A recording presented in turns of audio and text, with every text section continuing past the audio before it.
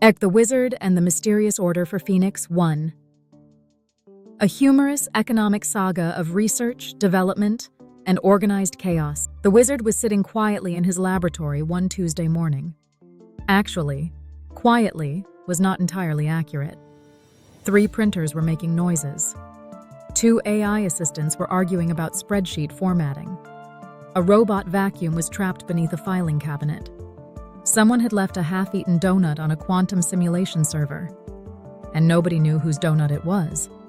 In short, it was a normal day. Then the message arrived. Nobody knew exactly where it came from. The return address simply read, "Proceed." That was it. One word. Proceed. Attached were research authorizations, preliminary budgets, white papers, engineering concepts, facility diagrams, staffing projections, procurement lists, safety requirements, legal disclosures, and approximately 1,400 pages of supporting documentation. The Wizard stared. The apprentice stared. The AI assistants stared. The coffee machine began brewing automatically. Everyone knew this was serious. The order has arrived. The Wizard stood. "My friends," he announced. "We have received an order." The apprentice smiled. "Wonderful." The Wizard nodded. "Unfortunately, the order is for something we haven't built." The apprentice frowned. "What exactly are we building?" The Wizard looked through the documents. "That part appears to be under active investigation." The apprentice sighed. "Of course it is." The economic miracle begins. Within 24 hours, something remarkable happened. The project had not built anything. No machine existed. No experiments had begun. No breakthroughs had occurred. Yet everything started moving. Lawyers appeared. Engineers appeared. Researchers appeared. Accountants appeared. Electricians appeared. Procurement specialists appeared. Forklift operators appeared. 3 different committees formed spontaneously. The apprentice watched in amazement. "We haven't even built anything yet." The Wizard smiled. The order created flow. The warehouse. Incident. 2 weeks later. Trucks began arriving. The first truck contained computers. The second truck contained laboratory benches. The third truck contained sensors. The fourth truck contained cable. The fifth truck contained more cable.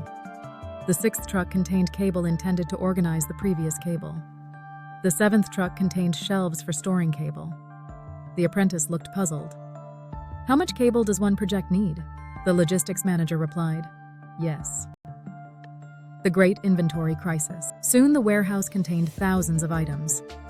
Oscilloscopes, signal generators, coils, power supplies, fasteners, connectors, safety equipment, servers, storage cabinets, RF shielding materials, simulation workstations, whiteboards, coffee makers, emergency coffee makers, backup emergency coffee makers. The Wizard created an inventory system. The inventory system required a committee. The committee required a meeting. The meeting required a calendar. The calendar required software. The software required training. The training required coffee. The coffee required procurement. The procurement required inventory. The inventory required the committee. The apprentice developed a headache. Charged the AI staff meeting. One evening, all the AI assistants gathered. AI number 1 announced, "We should organize all documents alphabetically." AI number 2 disagreed.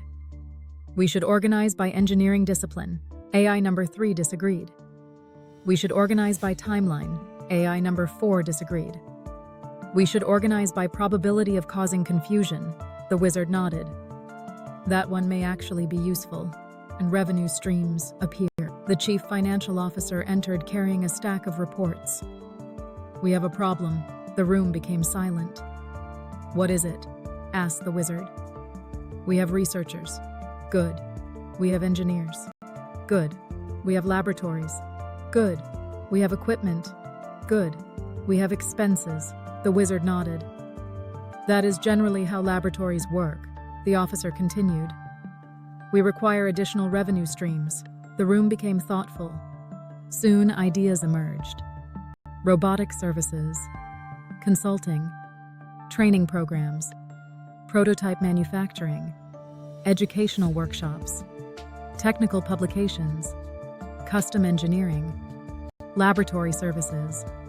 The apprentice noticed something. The Phoenix project itself had become an economic ecosystem. The Timeline Cafe. Late one evening, the wizard visited the Temporal Bean Cafe. As always, customers from different timelines occupied the tables. One timeline had already completed Phoenix 1. Another had accidentally converted the prototype into a floating greenhouse. A third timeline had built an interdimensional taco stand. The wizard chose not to ask questions. Experience had taught him this was wise. At a nearby table sat 3 future versions of himself. One was writing grant proposals. One was reviewing safety procedures. One was trying to explain to an inspector why 6 forklifts were parked on the roof. The inspector appeared unconvinced. And the great break room mystery. Back at headquarters, another problem emerged. The snacks kept disappearing. Nobody knew why. Security cameras showed only brief static. The apprentice investigated. Eventually, he discovered a small temporal anomaly near the refrigerator. Apparently, future researchers were borrowing snacks from the present. The wizard posted a sign. All chronological snack borrowing must be documented. Compliance improved slightly. The first prototype. Months passed. Knowledge accumulated. Systems emerged. Documentation expanded. Workflows stabilized. Experiments began. At last, the first Phoenix prototype stood in the center of the laboratory. It was not elegant. It was not polished. It certainly was not finished. But it existed. Everyone applauded. The apprentice smiled. "We finally built something." The wizard shook his head. "No. What do you mean?" The wizard pointed around the room. "The laboratories, the staff, the inventory systems, the training programs, the suppliers, the revenue streams, the partnerships, the AI assistants, the coffee machines, the accumulated knowledge. We built all of this first. The prototype is simply the visible part. The real Phoenix."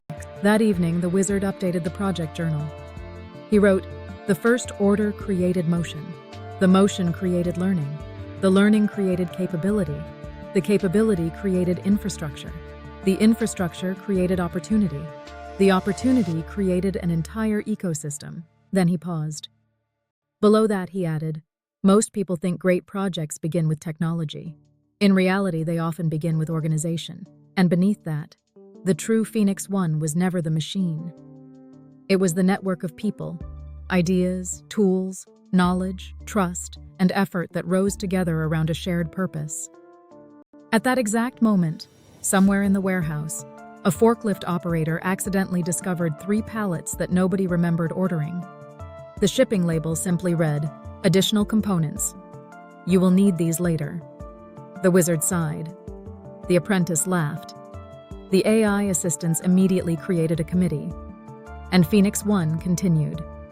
Global Robotics Corporation, Robert Colee,